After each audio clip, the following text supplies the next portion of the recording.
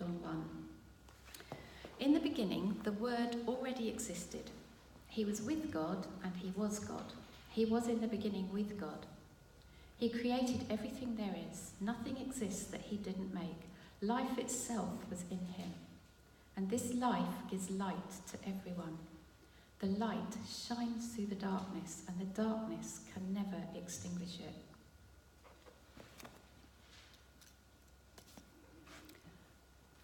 So we have this understanding of Jesus is the light of the world, and the light comes into the darkness. And the darkness is within us without Christ. And when the light comes, I see that as an enlightening of the whole of the kingdom of God. The kingdom of God is light. And so Jesus has come and he now lives in you, and his light fills your soul. It fills who you are. And so then he speaks to you and says, you are the light of the world. And you are love. And you know, when God spoke to Adam and said, because of what you've done, I'm going to curse the land. And he said, you'll work, you'll toil, but you will get thorns. And in other words, it's going to be hard. It's hard graft. And what Jesus has come in reversing, what he's done as he's coming, reversing that curse, means that we no longer are in a position where we're having to graft against a curse, because the light has come. So we're now living in a dimension, and we are of a dimension that is light, where we live by faith. And we were told through Adam to subdue, to be fruitful, subdue and have dominion. And we subdue, including subduing our sin, by living in the light. And you remember in the Psalms where it says that the light is enlightening your path, so you know where to walk. That is not just I can see the next step. That is a whole kingdom dimension that we're walking in.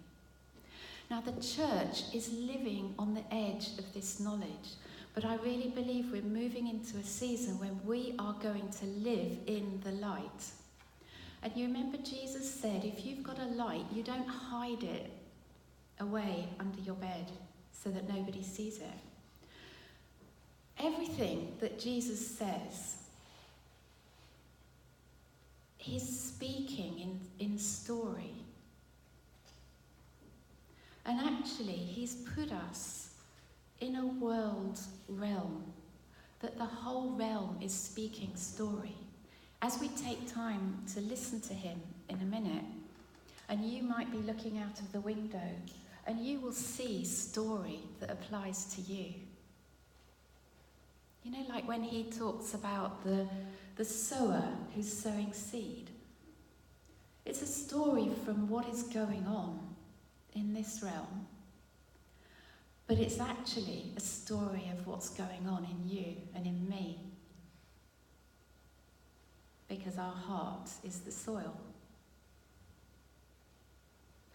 And he invites us, look at the story around you, so that you understand and have the enlightening for the story within you. You know, because it's all through the word. So how do we hide our light? Well, I really believe that it's in the ways of the world and in consumerism. And because the church, I mean, I'm speaking here from a position of the Anglican Church and my experience, but because the church has to work to be filled,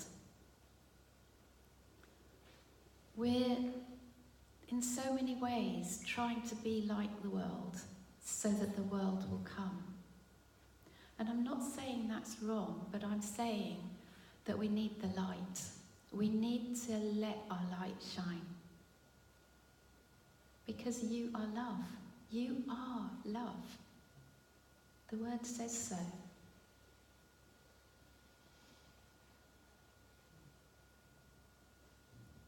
And we're not really supposed to be hard grafting it anymore, but taking it by faith.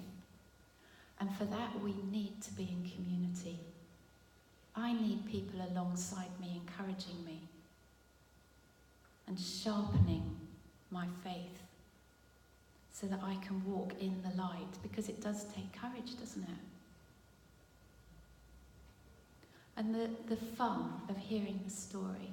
You know, every prophetic word we receive, that's a story about what's in you. And then we take it and we learn to apply it or use it or see it or speak it or live it. It's faith, light, word, truth. And there is such a realm full of all this that is open to us. The door's open, the window's open. And Jesus said, come to me, follow me.